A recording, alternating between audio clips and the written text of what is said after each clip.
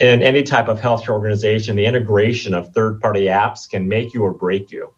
And how well that digital solution will integrate. Granted, with enough time and money, you can make many things work. But when you're doing a digital transformation in a matter of months, which is really the pace which most of us are going now, versus years of kind of playing with ROI and fit and interfaces, et cetera, you really need to be pretty clear that it's going to integrate very easily. Welcome to the Big Unlock Podcast, your leading source for insights and best practices on the digital transformation of healthcare. Join host Patty Patmanaban, CEO of Damo Consulting and best-selling author of Healthcare Digital Transformation, How Consumerism, Technology, and Pandemic Are Accelerating the Future, in conversation with healthcare and technology leaders.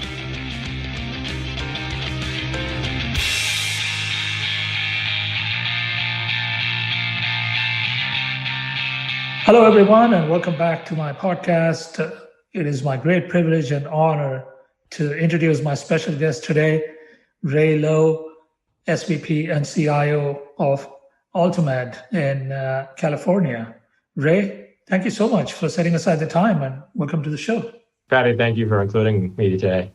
Thank you so much for that. So, Ray, why don't we jump in and maybe for the benefit of our listeners, you could tell us a little bit about AltaMed Health and the patient populations that you serve. Sure, I'd be delighted to. So I'm Raymond Lowe. I'm the CIO and Senior Vice President for AltaMed Health Services. I've been with the organization for 3 years, and in this time period, we actually have completed a complete digital overhaul of the enterprise, including technology, applications, patient engagements. More importantly, who AltaMed is we actually serve over 300,000 patients at over 50 locations in the greater Los Angeles and Orange County areas with over 1 million visits per year. We provide services to the Medicaid, underserved populations that are primarily Latino and multi-ethnic, and many of those are 200% below the poverty level and 40% are pediatrics. Some of our services include primary care services, women's services, pediatrics, HIV/AIDS, outreach. We also have programs for all-inclusive care of the elderly. And we also have 2 other companies. One is the AltaMed Health Network, which is a restricted Knox-Keene, again, focusing on Medicaid insurance product, as well as a managed care organization known as Altura. Thank you for that background. Now, I am obviously very, very interested in learning about the complete digital overhaul that you referred to, and that will be the focus of our conversation. Before we jump into the digital transformation journey at AltaMed, I just wanted to touch on one thing. I understand AltaMed is also a pioneer in the use of the patient-centered medical home concept, the PCMH concept. Could you care to talk a little bit about that experience and how that has worked for your population? Sure. So, as you stated, PCMH, or patient-centered medical home, AltaMed actually started this in 2011, so we have a bit of time working on this. We started with our pediatrics populations in joint cooperation with Children's Hospital Los Angeles, and we also utilized the PCMH approach on our senior services. At its core, what PCMH is, it's a way of coordinating care for our patients. It also means adjusting our processes and care efforts to treat the whole person. Within our PACE program, we have nurses that manage patients, ensuring they receive regular treatments, required medical equipment, special referrals, and other type of clinically related activities. But we also provide PT, OT, dental, and socializations to help them vibrant. And we expand this even further, including interdisciplinary care, which is our social aspects, and social determinants of health. So for our PACE seniors, our teams work to address both the clinical, the social, the interdisciplinary, and any type of SCOH things that can impact them and their overall well-being.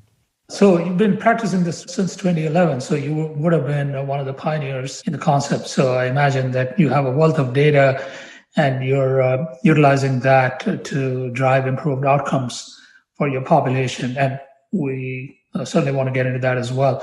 So you mentioned, Ray, that you're now coming out of a 3-year digital transformation, digital overhaul, as you mentioned it. Can you tell us a little bit about that? What were the top priority areas for that program, and what kind of programs are currently operational at AltaMed? Yeah, so our priority is really providing quality care without exception. And from a digital health perspective, that really means patient-centric care, where, when, and how they want it. AltaMed provides care for essential workers. Many of them, again, are low income in underserved communities. And this is a patient population that has been inadvertently left behind, I would say, due to the digital divide that does exist out there. And so as we plan our strategy, first and foremost, we want to have a mobile-first strategy that provides care with flexible walls, both inside and outside of our brick-and-mortar facilities. The second thing that we do with our digital health strategy is that we leverage our Epic MyChart. We call it My AltaMed Portal for patient interaction and messaging. We went live with Epic in October of 2019 in a 10-month implementation cycle. And the interesting thing is we were barely 5 months from our go live when the pandemic hit. And the digital solutions that we built, telehealth, remote patient monitoring, patient engagement strategies, those are all centered around My AltaMed and the MyChart of Epic, so that we can have the rich clinical information and stay in good contact with our patients around there. You also got to think in March of last year, if we draw that as a starting date, we had on our roadmap the virtual health, the televisits, and RPM. And my diet partner and I, we were evaluating who would be possible candidates that we should be looking at. And for instance, on the RPM side, you have Vivify, Livongo, VitalTech, McKesson, and other ones that we were having conversations with, but we had not selected one. And then even in terms of the televideo, we're making and having conversations with American Well, BidYO, Cisco Extended Care, and others, really to find out what would be the right solution for the organization. So in our digital journey, right, we learned quickly, again, due to the pandemic, that we had to be able to deliver a televideo platform around that. The third area we're looking at is transitions of care and managing our patients in the hospitals, beyond our hospitalists, and case management. This is all about data interchange, and being able to mine the data so that we can actually have timely data and we can do the proper clinical interventions. A fourth area we're looking at would be in our women's services and their pregnancy journeys. What is the type of handheld app that can help on the mother-baby journey, be it Baby Scripts, be it Mommy or others, that help our pregnant moms as they're going through their different trimesters and their wellness checks. And then, again, expanding our care beyond the walls for our PACE participants. The pandemic, has really reduced the amount of participants that can actually come to our PACE centers. And so we're looking at how do we continue to have these seniors be vibrant, receive the same amount of care in a technology-supported method. And often you're dealing now with a population that may not be the most technically savvy, but we want to make sure that they are not afraid of the technology, know how to use it. And lastly, again, looking at the SDOH aspects on the care and helping our patients access the services. Well, that sounds like a really comprehensive digital transformation roadmap, Ray. You covered pretty much everything that would be considered a high impact area. So you talked about telehealth, you talked about remote monitoring, and mobile applications for your populations. The question that comes to my mind is, you mentioned that you serve predominantly low-income populations, and you also mentioned that there is the digital divide that is out there. So in that context, what kind of unique capabilities or unique enablement do you have to plan for and put in place for your populations to get the same access to care and same quality of care as anyone else? Yeah, you really hit the nail on the head. That's one of our most significant challenges, an area that AltaMed strives, which is to be culturally sensitive. Rather, the majority of our patients are Spanish speaking. They may only have a third or fourth grade education. So how do you communicate with them?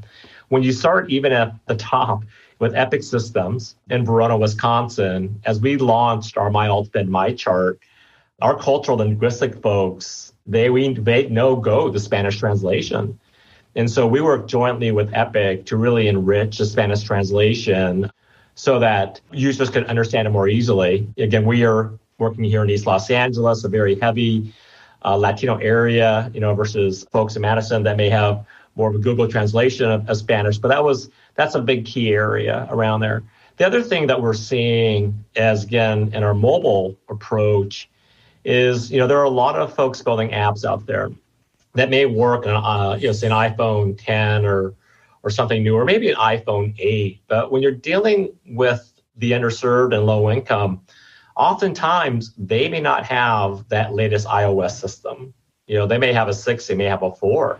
It's good enough because they can't afford to get a new iPhone or it does the job. With this patient population, they're making decisions on whether they pay their cellular bill, or whether they're putting, food on the table for them, and the real decisions they have to make every day in terms of how they spend their valuable dollars. So when we look at the technology solutions, we actually require the language diversity, backward compatibility, on different type of iOS systems and ease of use. And you would really be amazed how many folks don't think about that as they're delivering and bringing things to market. Wow, that is something that is really counterintuitive, having to plan for backward compatibility. And a lot of us are looking at the next version of the iPhone as opposed to an iPhone that is 3 or 4 generations ago. But it's a very real problem that you've described. And I think this is what healthcare is all about, making sure that it's inclusive and it serves the needs of all populations, right? You talked about a lot of technology choices here. You've talked in your earlier comments, you talked about all the different platforms that you were considering, Livongo and so on. When you assess your technology partnerships and your technology choices for implementing your digital programs for your population, what are you looking for? What are the top 2 or 3 things that drive your decisions, especially as it relates to, let's say, digital front door tools, mobile apps, and engaging with your populations? Yeah, so we rely heavily upon Epic through either the user groups or what we're seeing in the App Orchard. Epic is really so strong at sharing the best practices. We're able to learn from UPMC. We're able to learn from Cleveland Clinic, Kaiser, Stanford in terms of their journeys, and they make that available. So your learning can be faster because they've proven what technologies can work. Speaking more about the App Orchard, in any type of healthcare organization, the integration of third-party apps can make you or break you. And how well that digital solution will integrate. Granted, with enough time and money, you can make many things work. But when you're doing a digital transformation in a matter of months, which is really the pace which most of us are going now, versus years of kind of playing with ROI and fit and interfaces, et cetera, you really need to be pretty clear that it's going to integrate very easily, right? Stacking them together just like Legos so that you can turn something on in a couple of months versus looking at maybe 6 months or 8 months. And part of innovation is failing quickly, right? So you can learn around that. And by taking that approach, you can easily see the results before you're so committed to a program or to an approach.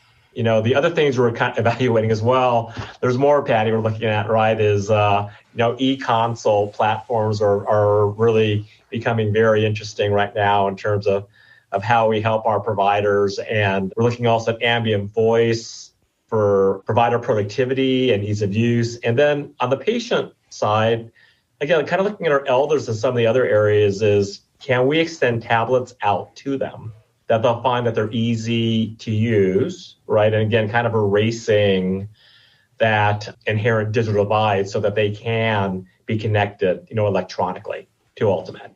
One question that comes to mind when you talk about just this range of digital solutions that you're trying to implement is, how do they pay for themselves? There is a reimbursement component to it. There's an ROI component to it. And obviously there's a cost component to it for the patients as well in terms of the devices or bandwidth access, a range of other things. How do you go about looking at this from a business case standpoint? That's a great question because, you need to look at why are we innovating? What is the business outcome? There may not always be a financial reason, a financial payback. And when you look at the quality and doing what's right by the patient. And so that by extending solutions to them, it's the right thing to do. Honestly, I would say, again, we went live in October of 2019. And before that, if you wanted to come to AltaMed as an essential worker, you'd have to take a day off for you or a loved one. You may have to take multiple buses to come in. You could not auto-register, et cetera. And you look in 2021 in January, and we offer both, telephonic or televideo visits with the ability to bring in language translation services, to the mom with that kid that could be sick, or somebody with a URI, which is, very prevalent. People are very concerned and able to address those needs. So that's really about doing the right thing for the patient. Because I can't imagine, right? Nobody wants to go into a hospital and nobody really wants to go into a clinic, but yet you still can provide that care for the patient at the right time. So I look at a lot of that ROI is what's the right thing we need to do by the patient? How do we need to do about quality as well? You mentioned reimbursement. That's always a tricky topic because now we're talking about the feds and, how the CMS guidelines are reimbursing or not reimbursing. And that gets somewhat complex. It does affect timing sometimes in terms of what you do introduce for your digital solutions. But I think ultimately keeping what's at the best interest of the patient is where we need to be. And I think the other part of it is when you're implementing, again, you need to understand what is the provider workflow change going to look like and what will the patient look like. You can put in some very cool digital tools, but if it's not adopted, you won't be successful with the outcomes you need. That leads us to obviously the big question, how do you get people to adopt it? And at this point, we're not just talking about patients, but we're also talking about caregivers. What kind of training, what kind of enablement do they need? And how do you make them change their workflows or their daily patterns and so on? This is not new to you. This is a universal challenge across all of healthcare. Can you talk about one or two things that you consider as successes in this regard in driving adoption? Yeah, so I can use a language and I can use a televideo as both examples because they're all very new. Again, if we go back to, it was April 8th of 2020 that the CEO came to me and said, give me a video solution. And I'm like, gee whiz, right? We didn't even have anything, instantiated. And then, CMS was dropping their HIPAA requirements. It was making it much more open. You could do FaceTime video, other areas to address it. But we wanted to make sure we took, still a HIPAA compliant approach. So we didn't expose any PHI accidentally or put anybody in a breach type of position. So we actually selected two, which was Doxy and Doximity, which is widely used in healthcare with an eye towards a long-term solution, which would be integrated with Epic, launching out of Epic, et cetera, around there. It's a change moment, right? We got it to work. We created the correct flows and templates inside of Epic. We trained the providers, and yet there was a lot of confusion because they really didn't know. And, patients didn't understand I'm supposed to click here or going into a black room. It was really very challenging, right, in terms of driving the adoption. So what we did is we reset and we created a digital center of excellence within two of our clinics where they would primarily focus in around the televideo experience, including language and other requirements that we would have, so that we got really good at it. And then we were able to share those best practices across the other 200 plus providers in AltaMed so that it's much more standardized. The other thing we did as well is from a training perspective, my training team was certainly conducting a lot of distance training, web training as a norm, and we weren't getting the results. And I said, folks, you need to go meet the providers where they are. And we could do Zoom training, WebEx training all day, right? But they're not quite getting it. So we really, triple down on the hand-to-hand training with the folks. They had hours working with them in the clinic, so that they're, again, able to be much more comfortable, right, with the usage of the tool. Yeah, those are very interesting examples. You talk about innovation. You talked about it a few times, and clearly you've accomplished quite a bit within a very short time, given the pandemic and everything, and possibly because of the pandemic and the sense of urgency that created around the implementation of some of these programs. There's the other side of driving innovation rapidly. You referred to it in passing when you talked about failing fast and learning quickly and moving on. So how do you manage the risks of innovation, especially innovation that comes to you in the form of a solution that's been developed by a digital health startup? And what is your advice to startups who are looking to engage with you and be part of your innovation journey? Yeah, that's a multi-part question, Patty. So I think I'm actually excited in your book is that from an infrastructure perspective, is it needs to be you need to have a sound foundation in terms that you can go ahead and sprint and look to leverage your technology backbone to deliver these resources. There's so many different network hops or data center processing activities, hosted solutions that can cause many problems to fail. Technical debt. A lot of technical debt, right? Yeah. Exactly, out there. Maybe we'll talk a little bit about technical debt. And there was quite a bit of technical debt here. And I remember I heard there was this great quote from Warren Buffett, that when the tide goes out, you discover who's been swimming naked. Yeah. You may have heard that one, right? I've heard that one. Yeah, I love that quote. And, a lot of folks, I think, that have been ignoring their technology infrastructure, just putting it off, extending the life, they were caught when the tide went out. So, that investment of understanding the life cycle and the technology that you're building, again, we kind of did almost a wholesale upgrade from our data center to our networks that are happening out there. And, part of that is building, really strong partner relationships. I selected, of course, AT&T and heavily with Cisco, NetApp, and partnerships with Presidio, Red 8, and Connection. And I had to leverage those technology partners and their thought leadership where I had gaps in my own team's ability to deliver. But the net sum of the parts just delivered superb results. I like having executive briefing sessions. And again, at Cisco, there's a gal, Catherine Howe, who's the director of their healthcare. And we had an EBC with her. And I was putting all of the Cisco products in. And we went through an exercise where I was actually able to determine for what we wanted to deliver that I had actually made all the right technology choices. And so I was like, okay, turn the afterburners on. We're going to go even faster. And that kind of occurred about at the end of 2019. So that was a good way to start from a technology perspective. But then you ask me, what do you share to startups? What would you tell them? There's so many great ideas and companies that are out there. I manage the risk by having a joint review with my dyad partner, Dr. Eric Lee. He'll look at the clinical expertise and how the workflow is and the experience and what is seen. So we're able to assess it from a clinical perspective.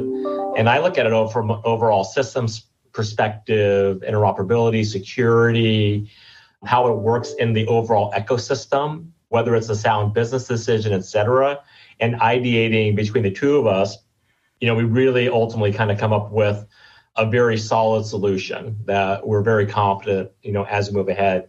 But on the startups, I think they need to have a very clear vision of what problem they are trying to solve. I know that some folks say that they will do RPM primarily for diabetes management and that they're going to be moving to a CHF type platform or COPD or other type of chronic disease states. I appreciate that honesty, right? They tell me what they're really good at and where they're going to, so I know where to baseline from. Where I get a little more perplexed is when they'll tell you they can do it all, also known as advertising, but not as design. I think is a word they say. That's very disappointing. And then when people also underestimate, the integration activities, or they don't have good technical resources, right, to make it easy for the health system to ingest the product and start getting results, because ultimately you want us to be your evangelists of why this product is the best thing sliced bread, and this is the outcome of what we've been able to achieve by them. Yeah, I think that's great advice to startups. I wanted to touch on one other topic, Ray. This is to do with the governance model. You mentioned that you have a clinician partner with whom you work very closely in determining how to roll out these programs, what programs to roll out, and how to roll them out, and what kind of technology foundation you need to have in place, and so on. Can you talk a little bit more about your governance model? What is the governance structure for driving these initiatives? Do you have a board level, C-level approval? How do you prioritize? Can you talk a little bit about how do you fund it? How do you prioritize it and implement? Can you talk a little bit about your governance model? Sure, I'd be happy to. The term digital is a very broad term. Right. Yeah, it really is very broad, right? Depending on who you talk to, it means different things. And, fortunately at AltaMed, we do have a structured governance process. It's overseen by our executive governance leadership committee, which I'm a member of. It's basically the C-suite where key decisions are made. But then, I look at there's really, 4 areas that you drill down into. One part of it is the digital engagement or the patient front door, which is your website, your social media, your CRM, patient engagement activities. Another key area, of course, is going to be your clinical digital, which is tied to your EMR and the related applications and how that's working. Again, we try to leverage as much as we can out of Epic and the MyChart as versus looking at third-party apps that have to bolt on, because Epic is very rich. The technical digitalization, which many of the hardware vendors also want to talk to you about, on the data center and hyperconverged and SD-WAN, those are managed primarily under my direct purview. And then as you look at innovation and disruptive areas, and this is, business strategic oversight with, as I spoke earlier on women health, RPM, and how we can leverage other type of e-services. So each of these, 4 contribute to digital. I may have left out a few other areas that are out there, but to me, I kind of like to keep a top 10 list that I review with the CEO so that I stay aligned with the CEO's plans of what we're supposed to be executing. The budgeting and prioritization is an art. There are lots of asks that come up, and there are lots of shiny coins that are thrown out there. But again, through maintaining focus on one of those top 10s, and if other things come up, perhaps we can fit them in under a sub-project of one of those top 10s. But as you look at something with a significant investment, we look at what is the total cost of ownership, what's the ROI, and what are the KPIs that we will be achieving, and are we going to be achieving those? For a very large investment, say over $10 million, we may bring in outside consulting to help us vet through it, so we really understand how we're going to be achieving those type of KPIs. But it ultimately has to make good business sense, good financial sense, and we really should not be doing technology just for technology purposes. We need to have a strict business outcome to it. Right, that's very comprehensive. We're almost out of time here. I want to ask you just one final question here. If there's one best practice from your experience with digital transformation at AltaMed that you would like to share with your peers, what would that be? Patty, I would say this. I'm at late in my journey on this. And as I've been able to review your guys' book, it's really good. Thank you. It lays out the steps, the technology, the approach. So I think if you're trying to figure out where and how to go on your digital journey, if you use your book as a reference, it will be very helpful. And the second part of that is, again, you need to have a solid understanding once the solution is implemented that you keep both a provider and a patient-centric view. You cannot keep an IT view, because that will ease the adoption and accelerate the overall benefits. Yeah, don't make it an IT project, right?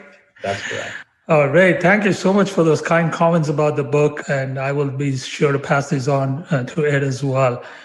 Well, Ray, I guess we're going to have to leave it there for today. It's been such a fascinating conversation, and thank you so much for taking the time to share your experience, your insights, your best practices.